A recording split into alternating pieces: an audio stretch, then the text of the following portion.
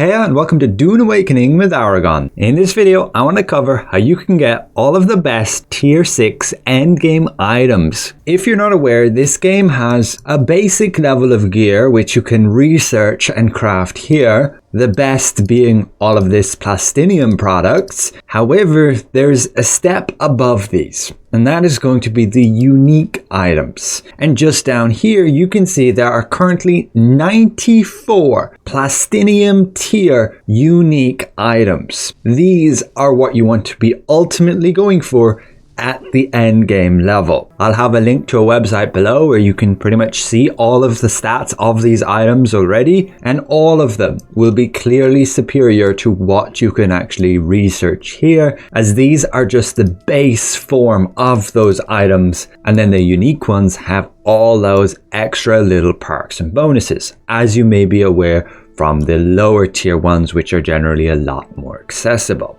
So let's cover how are you going to be getting all of those Mark 6 unique items. Unfortunately for a solo player, you got to come to the deep desert. Now it doesn't make it impossible for a solo player to get these items. It is just simply a little more challenging to do so because of the competition with other players.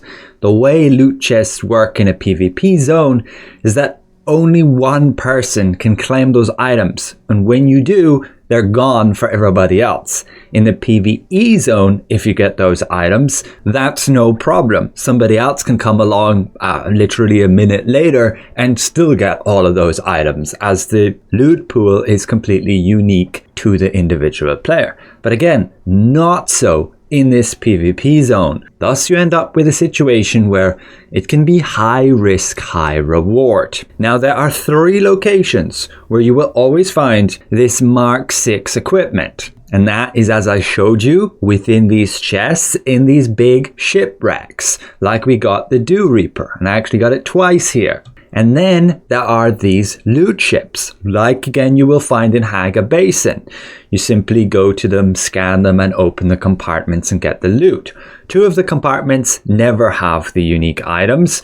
You have to go to this side compartment, and it can be a little bit tricky. I tried having a full suspensor belt to be able to float like this, but you just can't grab the loot. The simple and basic solution is to just climb. I will tell you, I took a good 10 minutes trying to mess around with this one to find that out. But you can see here, simply just jump onto it, climb up to this level, and you can access the loot. And this compartment will always have these unique items. Now, the exact drops is not fully random. Every week there are a set few items which drop. Like this week from those fallen ships, you have the replica pulse sword.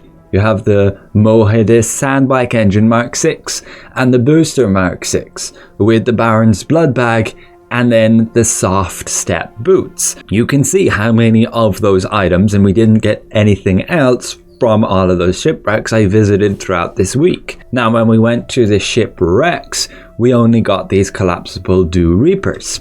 Those shipwrecks, the big ones, you can see for example there's one very top left here. These unrecovered shipwrecks. Again, you can see me claim that chest here. Now since these are permanent locations, you can actually camp them out and say wait for when the loot respawns within them. That's what I did here. And it ultimately took me an hour and a half before the loot refreshed. Yeah, that's quite a long time to wait. I need to go back and test some more, whether or not that is always the static time and when the chests reset, or it's more randomized. I honestly hope it is randomized. Otherwise, again, people can always come back at that set time to grab the loot and then dip. You can see here how a bunch of 3 players came along. They triggered my mines while I was hiding here. And yeah, I'm pretty sure they came along to collect the chest that I had just gotten, like, I think 20 minutes earlier. And then I waited another whole hour and 10 minutes for the chest reset and grabbed it again. But I would have been totally screwed against these players if I had actually encountered them. Again, I don't have a combat setup. I don't even have the ability to fight them. I'm sure they would have gutted me and tried to grab my loot. Now just be aware, there are indeed fallen shipwrecks here in the PvE area of the deep desert, but these will not give the Mark 6 items. They will just give Mark 5 items. You can see, for example, we got these Mark 5 wings, this Mark 5 compactor. We did not get any Mark 6 items from them. But the final location, the third location to get your Mark 6 equipment, are going to be these testing stations. You can see one up here, the buried testing stations. And they will also give you intel. However, you have to be prepared to kill enemies and you have to be prepared to run into enemy players. I was not at all prepared here as I didn't even have a gun. But those Imperial testing stations, I pretty much found will generally be copy and pastes of the ones that you have within Haga Basin. But they will rotate every week and be a little bit different. Again, they can give you intel and you'll need to clear out the enemies which are pretty tanky. You also have the threat of it being a PvP zone, so you can run into enemy players who are just going to stab you in the back.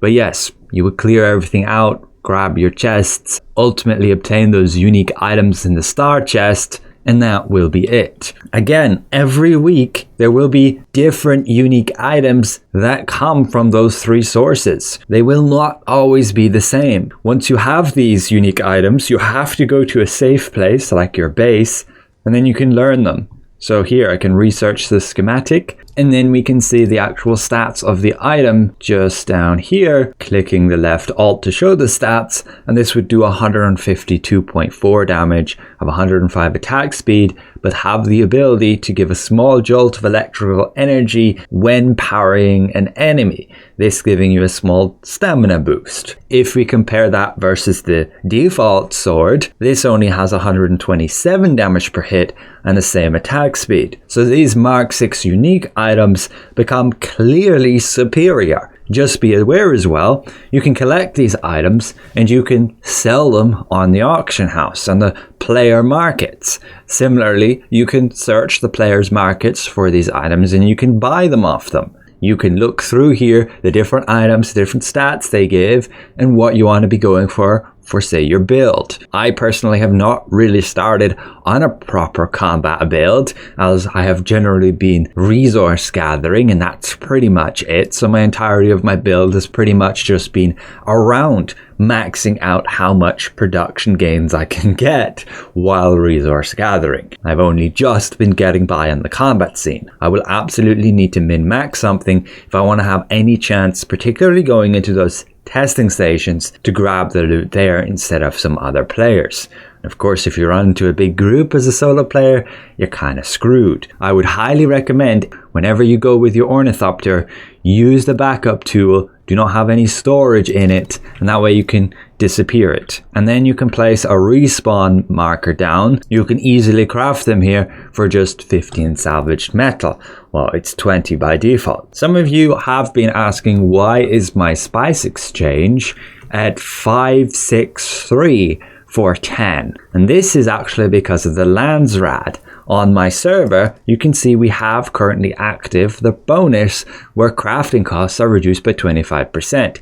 If your server has this too, then yes, all your crafting costs will be 25% less. That's why this exchange is 563 instead of 750 for 10 spice melange. And that's great. I would highly recommend, if you are one of the top performing guilds, that you activate this one. It's very neat for everybody involved. I believe you can see here the other options that they can choose for this week. Melee damage, XP gain, and a special Landsraad weapon vendor. You can also get some neat rewards here when you get certain amounts of contribution. But I believe in terms of actual gear, it's usually just Mark 5, and then it's usually swashes, just to change the appearance of your gear. Ultimately, yes, as a solo player, it's a little bit rough here in the end game of Dune Awakening. Honestly, I think it's kind of fine. You can take this game as a simple survival game like Minecraft, Valheim, and Shrouded, and simply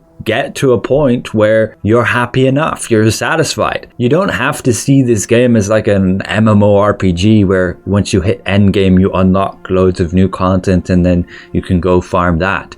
You can take this game as there is an end.